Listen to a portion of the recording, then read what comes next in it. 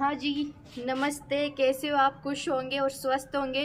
तो कल हमने क्या पढ़ा था? कल हमने पढ़ा था मक्खी से फैलने वाले रोग, जिसमें मैंने आपको बताया था 2 मक्खीज। और जिसमें से जो पहली मक्खी थी उसका नाम था सैंड फ्लाई। जो मैंने आपको बताया था कि जो लड़कियां होती है वो सिर्फ संडे को बाल धोती है और बाल धोने के बाद वो बालों में लगाती है लोशन, ताकि बाल काले रहे और उन पर नजर ना लगे। तो संडे से बनेगा सैंड फ्लाई, बाल से बनेगा बालू मक्खी, लोशन से बनेगा लिशमानिया जो एक तरह का प्रोटोजोआ है, और काली नजर से बनेगा काला जार। तो मैंने आपको बताया था कि जो काला जार रोग है इसको फैलाता है कौन? सैंड फ्लाई मक्खी, या जिसे हिंदी में कहते हैं बालू मक्खी। उसके अलावा इसको करता कौन है? जो काला जार रोग इसको करता कौन है? तो इसको करता है लिशमानिया प्रोटोजोआ, जो लोशन से हमने देखा था लिशमानिया प्रोटोजोआ। ये हो गए पहली मक्खी। सेकंड मक्खी क्या थी? सेकंड मक्खी ये थी कि जब मैंने आपको बताया कि जब भी मैं ट्रिप पर जाती हूँ तो मेरे पास एक छोटी सी शीशी रहती है जिसमें नींद की दवाई रहती है। और ट्रिप पर मैं कहाँ जाती हूँ? सोमनाथ मंदिर। किससे? बस से। तो शीशी से बनेगा सीसी मक्खी। और नींद की दवाई रहती है तो नींद की दवाई से बनेगा निद्रा रोग। ट्रिप से बनेगा ट्रिपनसोमा ब्रूसी। तो इसमें जो निद्रा रोग है ये कौन फैलाता है? तो ये फैलाता है सीसी मक्खी। और इसको करता कौन है? तो इससे करता है ट्रिपनसोमा ब्रूसी, जो एक तरह का क्या है? प्रोटोजोआ। इतना हमने कल देख लिया था। तो आज हम पढ़ने जा रहे हैं नए टॉपिक। आज हम पढ़ने जा रहे हैं नए टॉपिक। तो आज आपको पूरा फोकस बोर्ड पर होना चाहिए, क्योंकि आज जो मैं पढ़ाऊंगी वो बहुत ज्यादा महत्वपूर्ण टॉपिक है। और ऐसा कोई भी एग्जाम नहीं है जिसमें साइंस आती हो और इस टॉपिक से उसमें क्वेश्चन ना आए। तो आपका पूरा फोकस बोर्ड पर होना चाहिए और मेरे शब्दों पर होना चाहिए। तो हम आगे बढ़ते हैं।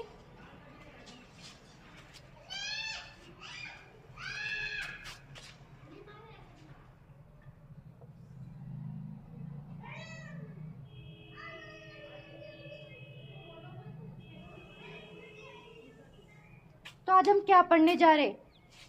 आज हम पढ़ने जा रहे हैं आनुवांशिक रोग, जेनेटिक डिजीज। जो आनुवांशिक रोग होते हैं वो कैसे होते और क्यों होते?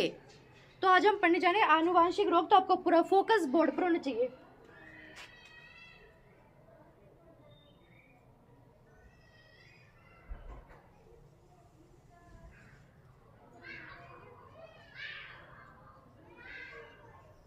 देखो, आनुवांशिक रोग से पहले आपको थोड़ी बेसिक नॉलेज पता होना चाहिए कि आनुवांशिक रोग होते क्या है। तो उससे पहले आपका पूरा फोकस बोर्ड पर होना चाहिए। ये क्या है? ये क्या है? ये है एक सेल। ये क्या है? एक सेल है।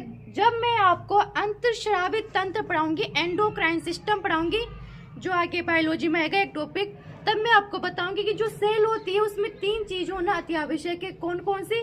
न्यूक्लियस, सेल मेम्ब्रेन और साइटोप्लाज्मा। ये 3 चीज अगर सेल में है तो हम उसे सेल मानेंगे। अगर तीनों चीज में से एक चीज भी एब्सेंट है तो हम उसे सेल नहीं कहेंगे।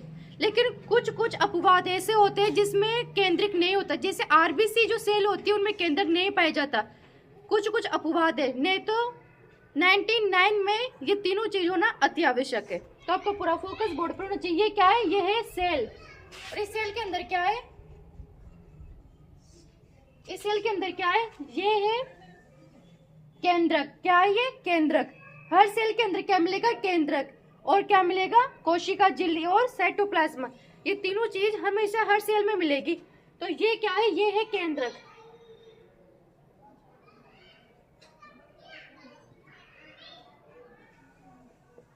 ये क्या है?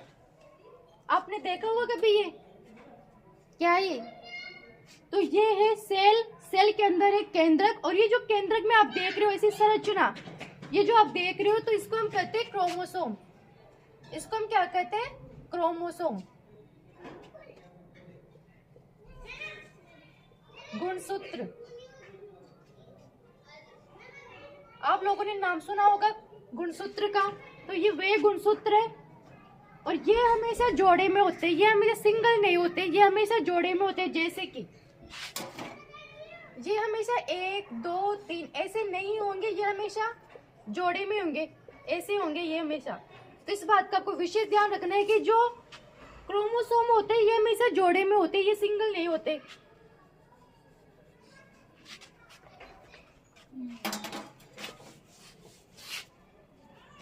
तो जैसे मैंने यहाँ पर बता दिया कि ये फर्स्ट क्रोमोसोम, सेकंड, तो ये हमेशा क्या होंगे, जोड़े में होंगे।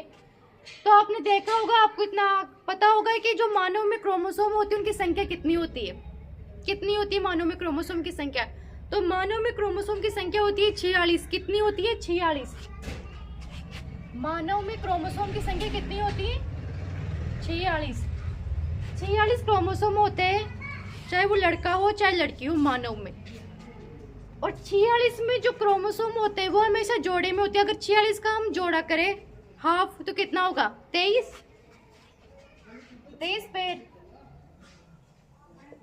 23 जोड़े हो गए ना 46 के, जिनमें से जो 44 गुणसूत्र होते हैं वो लड़का और लड़की में सेम होते हैं। मात्र 2 गुणसूत्र ऐसे होते हैं जो लड़का और लड़की में अलग अलग होते हैं। 46 गुणसूत्र के 23 जोड़े हो गए। 44 गुणसूत्र जो होते हैं वो मेल और फीमेल में क्या होते हैं? सेम होते हैं।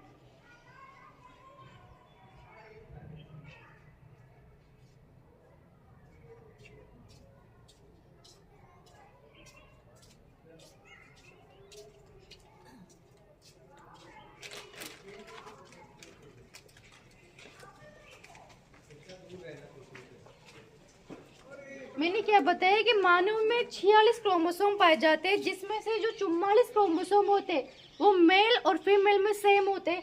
मात्र 2 गुणसूत्र ऐसे होते हैं, 2 क्रोमोसोम ऐसे होते हैं जो मेल और फीमेल में डिफरेंट होते हैं, जो मेल और फीमेल को अलग अलग बनाता है। और ये जो 2 क्रोमोसोम होते हैं, यानी 44 हो गए, तो इनके कितने हो गए? 22 जोड़ी। 22 पेड़ क्या होते हैं? सेम होते हैं। और जो सेम होते हैं इनको हम क्या कहते हैं? ऑटोसोम। समजात गुणसूत्र क्या कहते हैं? समजात गुणसूत्र।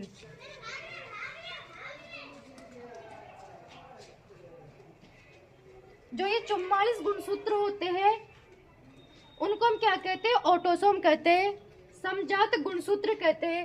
मात्र एक गुणसूत्र ऐसा होता है जो अलग होता है, सॉरी 2 गुणसूत्र। तो ये वो जो 2 गुणसूत्र होते हैं इनको हम क्या कहते हैं? इनको हम कहते हैं सेक्स क्रोमोसोम, लिंग गुणसूत्र। इनको हम क्या कहते हैं? जो अलग अलग होते हैं।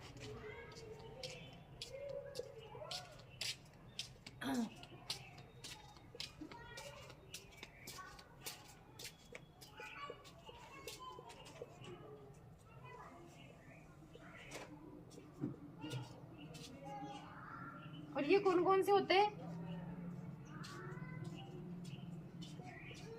मेल में हो गया XY और फीमेल में क्या हो गया? XX। तो इतना आपको समझ आ गया होगा, मैं आशा करती हूँ। तो आप एक बार स्क्रीनशॉट ले लो ताकि हम आगे बढ़े।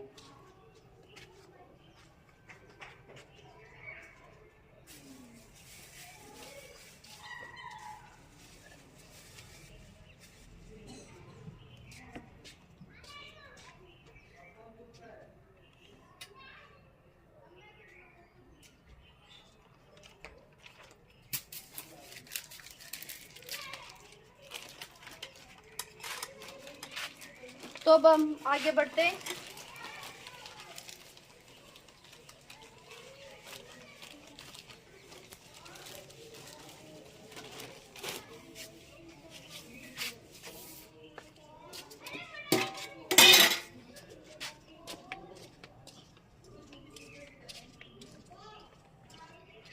ये क्या है?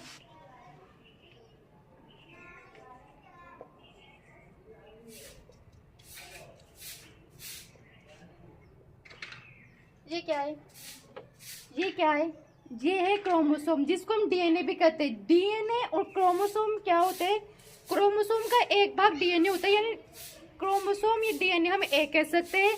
क्रोमोसोम से ही टूटकर डीएनए बनता है। तो ये जो है ये है क्रोमोसोम, और ये क्या है? ये है डीएनए। ये क्या है? डीएनए। और ये जो आप देख रहे हो ना, इसको कहते हैं हिस्टोन प्रोटीन, यानी जो डीएनए होते हैं ना वो हिस्टोन प्रोटीन से मिलकर बने होते हैं। डीएनए किससे मिलकर बने होते हैं? हिस्टोन प्रोटीन से।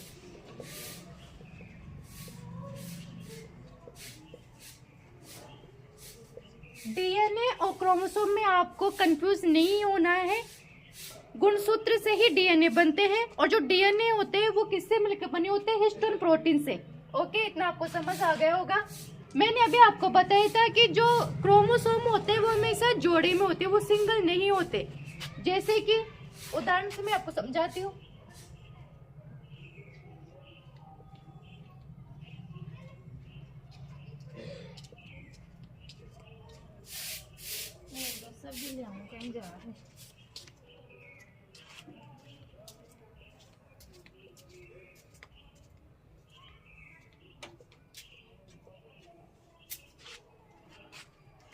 जैसे कि ये क्या है? ये है क्रोमोसोम।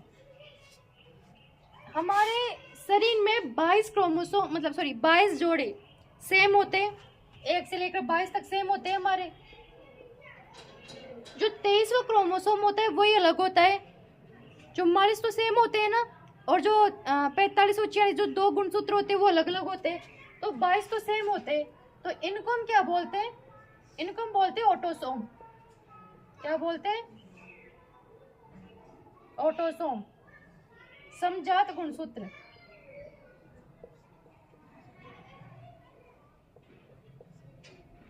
एक से लेकर 22 तक जो क्रोमोसोम होते हैं हम उनको बोलते हैं समजात गुणसूत्र।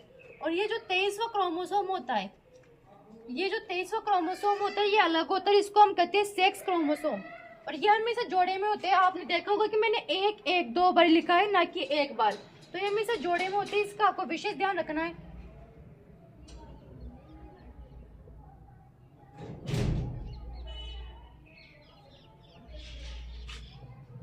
इसको क्या बोलते हैं हम? सेक्स क्रोमोसोम, लिंग गुणसूत्र।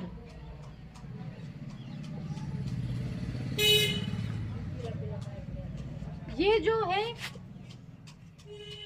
ये मेल और फीमेल,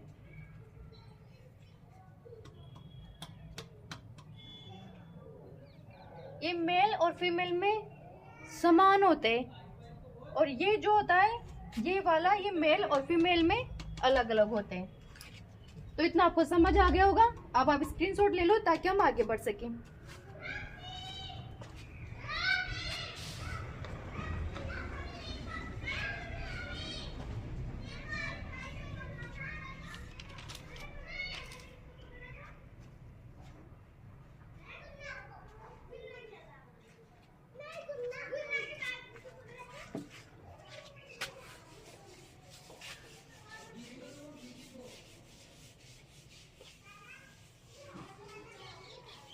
तो आगे बढ़ते हैं। अभी मैंने आपको बताया था कि क्रोमोसोम या डीएनए को मैं एक कह सकते हैं, राइट? ये क्या है? ये है क्रोमोसोम, ये क्या है? डीएनए। इन दोनों को मैं एक कह सकते हैं, ये एक ही होते हैं, ये एक से ही मिलकर बने होते हैं, ये एक ही होते हैं। तो क्रोमोसोम या डीएनए का टुकड़ा, क्रोमोसोम कह दो या डीएनए का टुकड़ा कह दो, उसको हम क्या कहते हैं? जो क्रोमोसोम या जो डीएनए का टुकड़ा होता है उसको हम क्या कहते हैं? उसको हम कहते हैं जीन। क्या कहते हैं? जीन।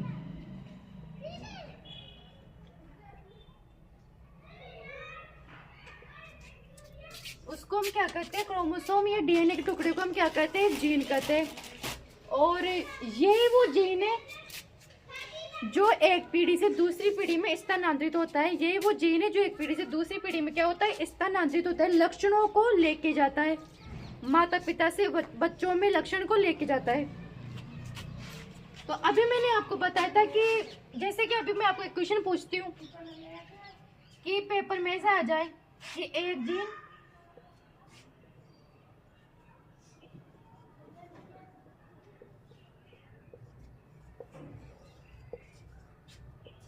अगर आपके पेपर में ये क्वेश्चन आ जाए कि एक जीन एक लक्षण को लेके जाता है, तो क्या ये सही है? बताओ, क्या एक जीन एक लक्षण को लेके जाता है? क्या एक जीन एक लक्षण का निर्माण करता है? बोलो। नहीं, ये सही नहीं है। अभी मैंने आपको बताया था कि जो क्रोमोसोम होते हैं वो हमेशा क्या होते हैं? कपल्स होते हैं, वो हमेशा जोड़े में होते हैं। उसी प्रकार जो जीन होते हैं वो भी हमेशा जोड़े में ही होते हैं, वो हमेशा सिंगल में नहीं होंगे। तो एक जीन की बजाय एक जोड़ी जीन आएगा। क्या आएगा? एक जोड़ी जीन। एक जोड़ी जीन एक लक्षण का निर्माण करता है, एक लक्षण को लेके जाता है।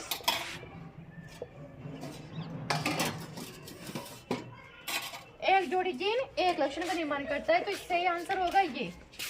इतना आपको समझ आ गया होगा।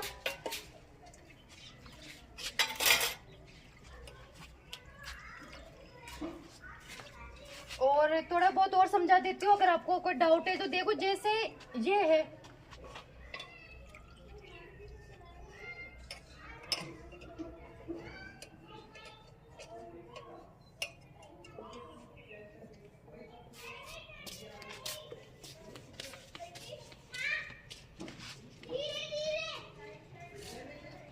ये है फर्स्ट, सेकंड और थर्ड।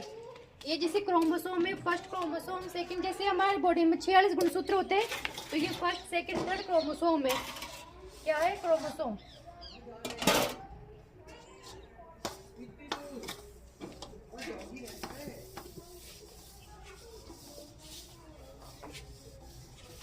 तो ये एक जोड़ी गुणसूत्रों का क्या होगा? ये एक जोड़ी गुणसूत्र। ये एक जोड़ी गुणसूत्र जैसे कि हमारे बॉडी में जैसे कोई किडनी का निर्माण करता है, कोई आइस का निर्माण करता है, कोई हार्ट का निर्माण करता है, तो ये जो गुणसूत्र ये प्रॉपर किडनी का ही निर्माण करेगा। ये कोई दूसरी चीज का निर्माण नहीं करेगा। जैसे कोई हड्डियों का निर्माण कर रहा है तो ये हड्डी का निर्माण नहीं करेगा। ये ओनली अगर किडनी के लिए बना है तो ये किडनी का ही निर्माण करेगा।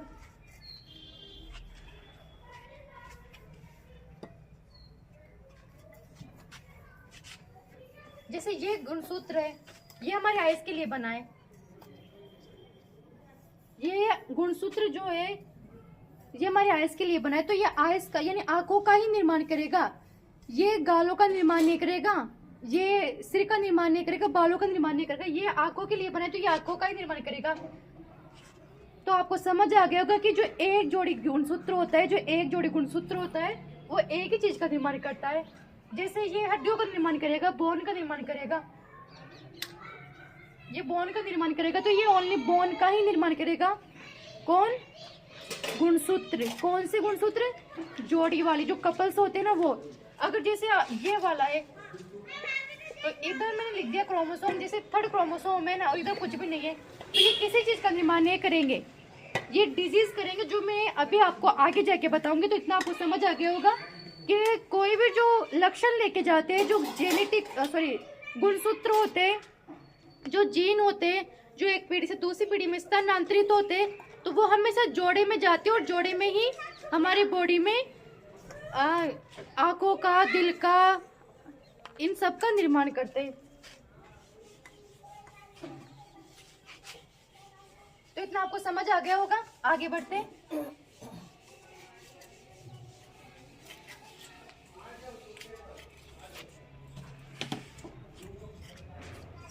जैसे कि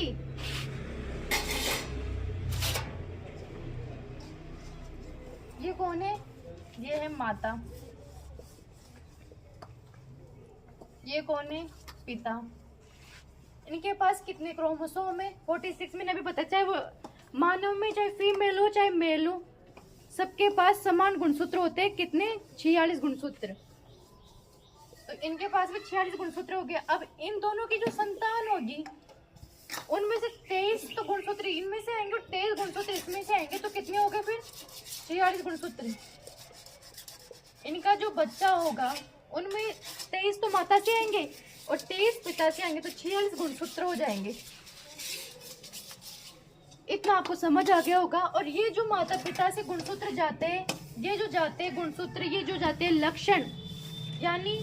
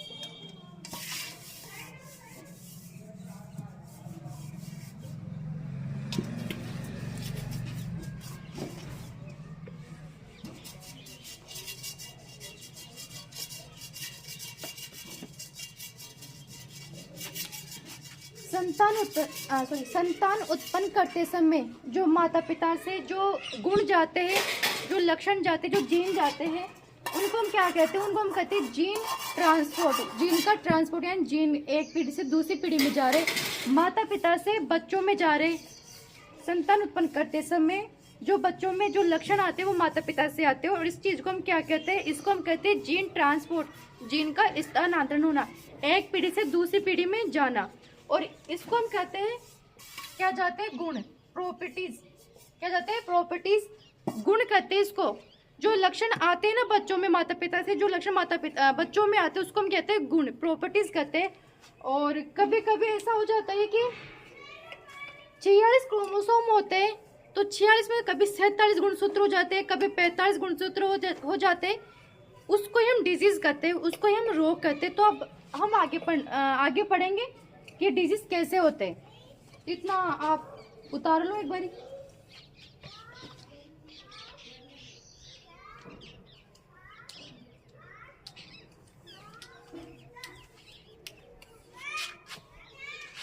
इतना आपको समझ आ गया होगा। इसी गुण को हम आनुवांशिक कहते हैं। ये जो गुण होते हैं ना, इसको हम कहते हैं आनुवांशिक। आनुवांशिकता, इसको हम क्या कहते हैं? आनुवांशिकता। यही एक पीढ़ी से दूसरी पीढ़ी में जाना आनुवांशिकता कहलाता है। इसको हम क्या कहते हैं? आनुवांशिकता। तो इतना आपने देख लिया होगा। अब हम आगे बढ़ते हैं।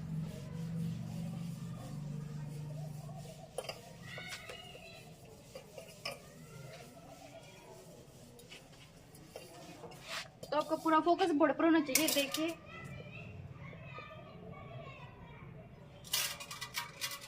यदि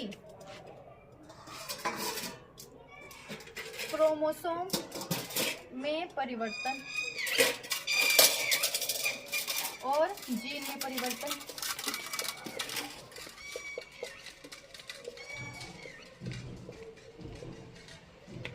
या तो क्रोमोसोम में परिवर्तन हो या जब भी जीन में परिवर्तन होता है तो हमेशा आनुवांशिक रोग होता है। क्या होता है?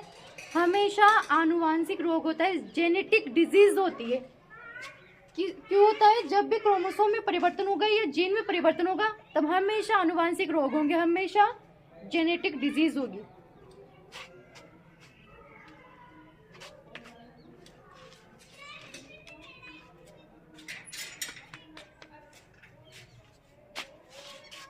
तो हम आगे बढ़ते हैं। अब इन दोनों को ही कहेंगे हम आनुवांशिक। इन दोनों को हम क्या कहेंगे? आनुवांशिक। और इन दोनों में जब भी परिवर्तन होगा, यानी फर्स्ट परिवर्तन तो होगा क्रोमोसोम से, या तो क्रोमोसोम से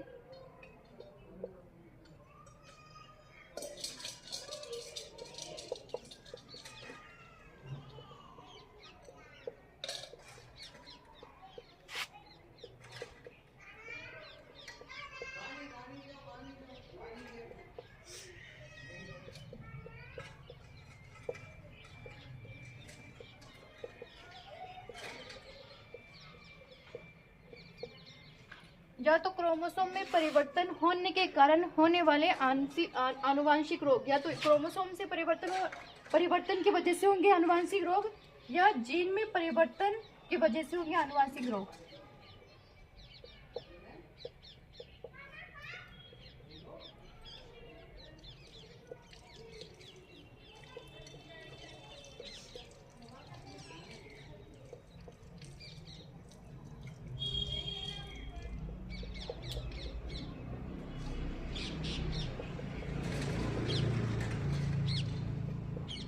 आनुवांशिक रोग क्यों होंगे? दो वजह से, या तो क्रोमोसोम में परिवर्तन हुआ है या जीन में परिवर्तन हुआ है। तो इतना आपको समझ आ गया होगा। अब आप एक बार स्क्रीनशॉट ले ली ताकि हम आगे बढ़े।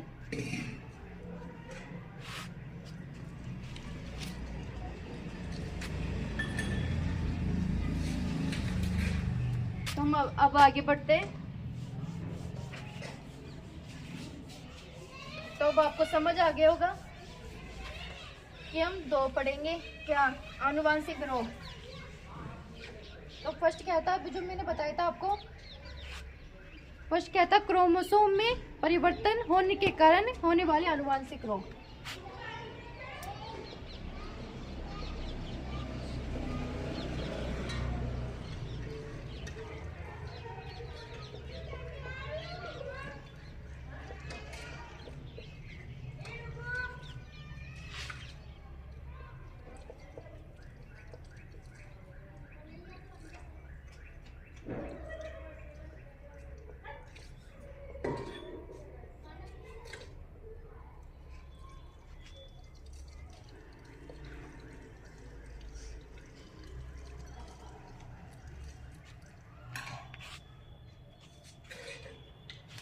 तो हम पढ़ने जा रहे हैं क्रोमोसोम में परिवर्तन की वजह से होने वाले आनुवांशिक रोग। तो ये रोग याद करने से पहले आपको मेरी एक लाइन याद होना चाहिए, और आप जानते हैं कि वो लाइन सिर्फ मैं ही जानती हूँ, क्योंकि वो सिर्फ मुझे ही आती है। तो आपका पूरा फोकस बोर्ड पर होना चाहिए ताकि हम आगे बढ़ सकें। तो वो लाइन क्या है?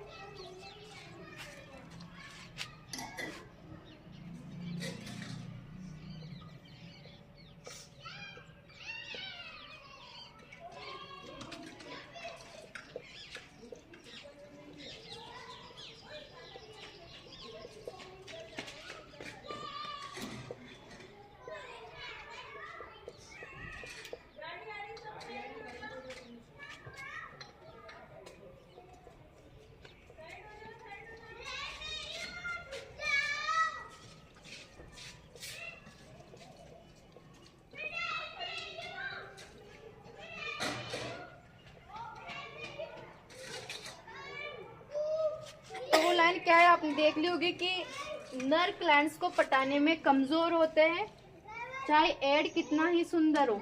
इससे आपको क्या समझ आया कि जो लड़के होते हैं वो कस्टमर को हैंडल नहीं कर पाते हैं, जो लड़के होते हैं वो क्लाइंट्स को नहीं पटा पाते। इसलिए जो बड़े बड़े आपने देखे होंगे कि हॉस्पिटल होते हैं या जो कंपनियां होती है या कुछ भी होते हैं बड़े बड़े ऑफिस, तो उसमें हमेशा जो उनका हेड होता है, सर होता है, वो नर को ना रखकर लड़के को ना रखकर लड़की को रखते हैं, क्योंकि लड़कियों को बातचीत करने का नॉलेज होता है।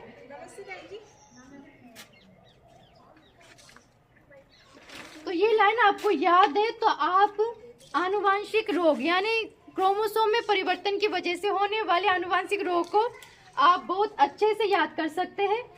तो आज के लिए इतना ही पर्याप्त है, ये हम कल देखते हैं। Thank you.